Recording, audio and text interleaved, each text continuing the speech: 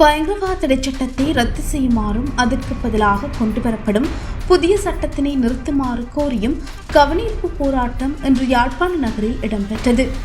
லலித், குகன் ஆகியோர் காணாமல் ஆக்கப்பட்டமை தொடர்பாக பாதுகாப்பு காரணங்களை காட்டி கோட்டாபய ராஜபக்ஷ நீதிமன்றத்துக்கு வருகை தராமை கண்டனத்துக்குரியது என்றும் அரசாங்கம் நீதி நிலைநாட்ட முன்வர வேண்டும் என கூறியும் கவனீர்ப்பு போராட்டம் முன்னெடுக்கப்பட்டது. இதன்போது பதாதைகளை தாங்கியவாறு பலத்த கோஷம் எழுப்பி போராட்டம் முன்னெடுக்கப்பட்டது. யாழ்ப்பாணத்தை மையப்படுத்திய சமூக உரிமை இயக்கம் மற்றும் தெற்கை மையப்படுத்திய சிங்கள சகோதரர்களும் கலந்து கொண்டனர்.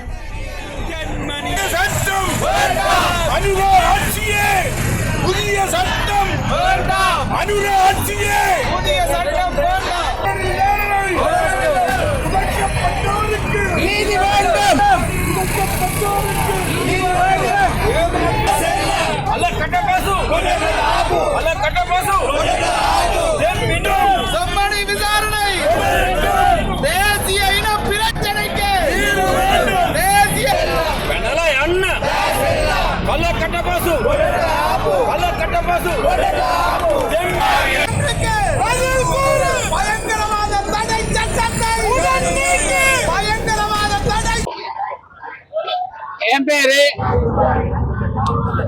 ஆறுமுக வீரராஜா. என் மகன் பேரு வீரராஜா லலித்குமார். அதே நேரத்தில் என் மகன் லலித்குமார் இந்த யாழ்ப்பாணத்துல அன்னைக்கு எத்தனையோ பேர்த்த காணாம ஆக்குனாங்க. காலையில போனவங்க அந்திக்கு வரல, அந்திக்கு போனவங்க காலையில வராம ஒரு நிலைமையில இருந்துச்சு நாடு. அந்த நேரத்துல என் மகன் இந்த பிரச்சனைய தட்டி கேட்க வந்தாங்க யாழ்ப்பாணத்துக்கு. இன்னைக்கு என் மகன் இன்னைக்கு யாழ்ப்பாணத்துல இன்னைக்கு அவங்கள 2011 தூக்கிட்டாங்க. இது வரைக்கும் இல்ல. குகன் லலித் 2 பேர்த்தையும் வெளில கடத்திட்டாங்க. இது வரைக்கும் அவங்க 2 பேரும் இல்ல. ஆனா இன்னைக்கு கோட்டாபய ராஜபக்ஷ அவரு ஆரக்ஷா லேகாமா இருக்க நேரத்துல தான் இந்த பிரச்சனை நடந்துச்சு. அதுக்கு முன்னாடி அவர் கோர்ட்டுக்கு வர சொல்லி நாங்க தீர்மானிச்சோம். அவர் கொழும்பு கோர்ட்டுக்கும் வரல. அதுக்கு முன்னாடி அவர் ஜனாதிபதி ஆகிட்டாரு.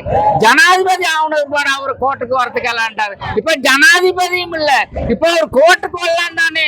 நீதியா அநீதியா ஆக்கிக்கிட்டு இந்த நீதிமன்றமும் சரியான நீதி ஒண்ணு கிடைக்க மாட்டேங்குது. இன்னைக்கு வழக்கு இருந்துச்சு, லலித் வழக்கு. இன்னைக்கு கோட்டாபய ராஜபக்ஷ வர்றான்னு சொன்னாங்க. ஆனா இன்னைக்கும் வரல. அவர் சொல்லிட்டாலும் ஆன்லைன்ல நான் பேச்சுவார்த்தை கொடுப்பேன், அதனால எனக்கு வார்த்தைக்கு அல்லாது எனக்கு பாதுகாவல் பத்தாது. அப்ப அந்த நேரத்துல கோட்டாபய ராஜபக்ஷ எப்படி பாதுகாவல் இல்லாம இங்க ஓட்டு கேட்க வந்தாரு. இன்னைக்கு எப்படி ஒரு பாதுகாவல் இல்லைங்கிற இன்னைக்கு அவர் ஜனாதிபதி எல்லையே நம்ம மாதிரி மனுத்தானே. இதெல்லாம் பொய் கதைத்தானே. இது அவருக்கு ஒரு சட்டம், எங்களுக்கு ஒரு சட்டம், உங்களுக்கு ஒரு சட்டமா? நீதிங்கிறது ஒண்ணு இல்ல. இன்னைக்கு நீதிமன்றம் சொன்னார் வார மாசம் 6ஆம் தேதி இந்த வழக்கை மறுபடி எடுக்கிறேன்னு சொல்லி. இந்த வழக்கு இதோட முடியாது, இந்த வழக்கு இப்படியே போவாது. ஆனா நாங்க இதுக்கு விருப்பாடு இதோட பெரிய ஆர்ப்பாட்டம் பண்ணுவோம். இதுக்கு சட்டப்படி என் மகனுக்கு மட்டும் இல்ல, இந்த காணாம போன மக்கள் அத்தனை பேத்துக்கு ஒரு முடிவு ஒன்று காங்கிறதுக்காக நாங்க இன்னும் இந்த ஆர்ப்பாட்டத்தை நிப்பாட்ட மாட்டோம். இந்த ஆர்ப்பாட்டம் இன்னைக்கு எங்களுக்கு நடந்துக்கணும். சரியான முடிவு ஒன்று காங்க தட்டியும். சமூக நீதிக்கான வகுப்பு அமைப்பு இணைந்து ஏற்பாடு செய்திருக்கக்கூடிய இந்த காணாமல் போனோருக்கான நீதி கேட்கின்ற இந்த போராட்ட களத்திலிருந்து எங்களுடைய செய்தியை பதிவு செய்கின்றோம். லலித் குகன் போன்ற அரசியல் சமூக செயற்பாட்டால் காணாமல் ஆக்கப்பட்டு கிட்டத்தட்ட 15 வருடங்கள் கடந்த நிலையிலே இன்று கூட அந்த விசாரணை நீதிமன்றத்துக்கு வந்து உரிய முறையிலே நீதிமன்றத்திற்கு அந்த நீதியை வழங்க முடியாத நிலைமை இந்த நாட்டில் ஏற்பட்டிருக்கின்றது. அதைவிட மிக மோசமான பயங்கரவாத தடை சட்டத்தை வைத்துக்கொண்டு அதற்கு மாற்றாக இன்னும் அரசை பாதுகாக்கக்கூடிய பயங்கரவாத தடை சட்டம் என்கின்ற ஒன்றை மிக மோசமான அந்த வரைவை வைத்துக்கொண்டு அந்த சட்டத்தை அமலாக்கக்கூடிய இந்த சூழ்நிலையிலே இந்த காணாமல் ஆக்கப்பட்டோருக்கு இன்னும் நீதி கிடைக்குமா என்கின்ற சந்தேகத்திலே மிக அச்சப்பட்ட சூழலிலே மக்கள் இருந்து கொண்டிருக்கின்றார்கள். மிக பாசாங்குத்தனமான வார்த்தைகளை இந்த அரசு பேசிக் கொண்டிருக்கின்றது.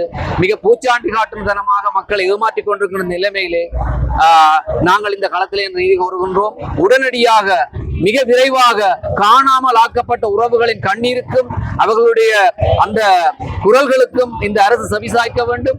உடனடியாக அதற்கான தீர்வை வழங்க வேண்டும்.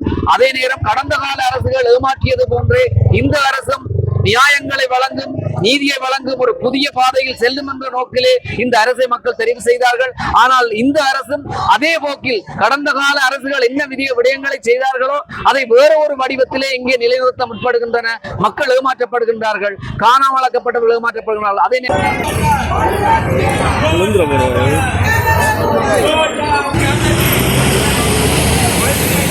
பொருளாதாரத்தை 30 வருட யுத்தத்திற்கு காரணமாக இருந்த தேதியின பிரச்சனை தீர்க்கப்பட வேண்டும் என்பதில் நேர்மையாக கொள்கை இருக்கிறதா என்ற ஒரு கேள்வி இன்றைக்கு எங்களுக்கு இழந்திருக்கின்றது. எனவேதான் நீங்கள் மக்கள் சார்பாக இருந்தால் தமிழ் மக்களுடைய பிரதிகளும் உங்களுடைய அரசாங்கத்திலே இருக்கிறார்கள். உங்களுக்கு வாக்களித்தவர்கள், மணிக்கூட்டுக்கு வாக்களித்தவர்கள் தமிழ் மக்கள் மத்தியில், மலையாள மக்கள் மத்தியில் இருக்கிறார்கள். மலையாள மக்களுக்கு 200 ரூபாவை காட்டிவிட்டு இன்று அவர்களுடைய பிரச்சனை எல்லாம் முடிந்து விட்டதாக காட்சி காட்டுகிறார்கள். எனவே இந்த காட்சி காட்டல்கள் வேண்டாம். நேர்மையாக பிரச்சனைகளை அடையுங்கள், நேர்மையாக மக்களுடைய பிரச்சனைகளை தீருங்கள் என்ற கேள்வியை, அந்த வாக்குறுதியைத்தான் நாங்கள் எதிர்பார்க்கிறோம். ஆகவேதான் இந்த அரசாங்கம் மிக மோசமான நிலையிலே, ஆட்கள் மாறி இருக்கிறார்கள், ஆட்சி மாறி இருக்கிறது, கதிரைகள் அப்படியே தான் இருக்கின்றது, நிர்வாகம் அப்படியே தான் இருக்கிறது. இந்த நிர்வாக கட்டமைப்பிலே மாற்றங்களை கொண்டு வருவது வெறுமனே ஊழல் என்பதன் மூலமாக இலங்கை மக்கள் 199% மக்கள் அனுபவிக்கின்ற துன்பங்களுக்கு விடிவு இல்லாத நிலையே இருந்து வருகிறது. எனவேதான் நாங்கள் மக்கள் இயக்கத்தை கட்டி எழுப்புகின்றோம், மக்களின் மூலமாக கேள்விகளை எழுப்புகின்றோம், மக்களை ஒன்றிணைத்து நாங்கள் நியாயம் கேட்பதற்காக முன்னிக்கின்றோம். ஆகவே நாங்கள் தொடர்ந்தும் இந்த விதமான போராட்டங்களை நாடு முழுவதிலும், சிங்கள மக்கள் மத்தியிலும், தமிழ் மக்கள் மத்தியிலும், முஸ்லிம்கள் மத்தியிலும், மலையாள மக்கள் மத்தியிலும் நாங்கள் இந்த இயக்கங்களை தொடர்ந்து முன்னெடுப்போம் என்பதைத்தான் இந்த நேரத்தில் நாங்கள் தெளிவுபடுத்த விரும்புகின்றோம். நன்றி, வணக்கம். මම සමාජීය ව්‍යාපාරයේ කැඳවුම්කරු ඉන්ද්‍රානන්ද සිල්වා. අද අපි සමාජීය ව්‍යාපාරය ලෙසත් සමාජ සාධාරණත්වයේ උදෙසා ජනතා ව්‍යාපාරය ලෙසත් අද යාපනයේ නගරයේ උද්ඝෝෂණය කරන්න ප්‍රධාන කාරණා දෙකක් මූලික කරගෙන. එකක් තමයි ආණ්ඩුව නැවතත් PTA අහෝසි කරනවා කියලා පොරොන්දු දීලා බලයට ආපු වත්මන් ආණ්ඩුව ජනාධිපති අණ්ඩු කුමාර දිසානායක ඒ PTA සස්ත පනත අහෝසි කරන්නේ නැතුව ජනතාව මර්ධනය කරපු ඒ පනත අහෝසි කරන්නේ නැතුව බොරපොරොන්දු දීලා දැන් නැවත PSTA නමින් අලුත් මර්ධන පනතක් ගේන්න කටයුතු කරමින් ඉන්නවා. PSTA කියලා ඒගොල්ලෝ කියන්නේ ත්‍රස්තවාදයෙන් රාජ්‍ය ආරක්ෂා කිරීමේ පනත. අපි අහනවා දැන් මොකද්ද යාපනයේ තියෙන ත්‍රස්තවාදය? ත්‍රස්තවාදයෙන් රාජ්‍ය ආරක්ෂා කරගන්න පනත් ගේන්න හදන වෙන මොකුත් නෙවෙයි. ජනතාව මර්ධනය කරන්න. ආණ්ඩුව දීපු බොරපොරොන්දු අද එකින් එක කඩම් වෙඩිලා ජනතාව ඉදිරියේ නිල්වත් වෙනකොට, ජනතාව කලකිරීමටපත් වෙනකොට අද ආණ්ඩුවට සිද්ධ වෙලා තියෙනවා ජනතාව මර්ධනය කරන්න අලුත් පනත් ගේන්න. ඒ පනතේ තියෙනවා දේශපාලන පක්ෂ තහනම් කරන්න පුළුවන්. තහනම් කිරීමේ බලය ඒ පනතට ඇතුළු කරලා තියෙනවා.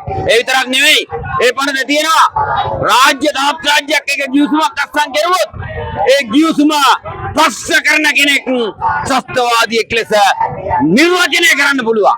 ඒ ත්‍රස්තවාදියෙක් ලෙස නිර්වචනය කරන්න පුළුවන්. ආණ්ඩුවේ මේ ක්‍රියා මාර්ග, ජනතා විරෝධී ක්‍රියා මාර්ග ඕනම එකක් ප්‍රශ්න කරන ඕනම කෙනෙක්ව. එහෙනම් මේ එන්න හදන්නේ මොකාටද කියන එක ඉතාම පැහැදිලි. අනිත් කාරණේ අද ලලිත් කුහන් අතුරුදහන් කරලා අද උසාවියේ නඩුව තිබුණා. අවුරුදු 14ක් තිස්සේ දැන් යුක්තිය ඉල්ලලා අපි හැමදාම සටන් කරනවා. ලලිත් කුහන් අතුරුදහන් කෙරුවේ 2011 දෙසැම්බර් 9 2012 මුල ඉඳන් අවුරුදු 14ක් තිස්සේ දැන් යුක්තිය ඉල්ලනවා. එදා කෙහෙලිය රමුක්කෙල්ල කිව්වා මාධ්‍ය හමුවකදී නෑ ලලිත් කුහන්ලා පැහැරගෙන ගිහින් නෑ. ඒගොල්ලෝ ආරක්ෂක අමාත්‍යාංශය අත්අඩංගුවේ ඉන්නවා කියලා. අන්න ඒ අනුව කෙහෙලිය රමුක්කෙල්ල ගෙන්නුවා උසාවියට. කෙහෙලිය උසාවියේදී කිව්වා මම කීවේ ආරක්ෂක ලේකම් ගෝඨාභය කියපු කතාව.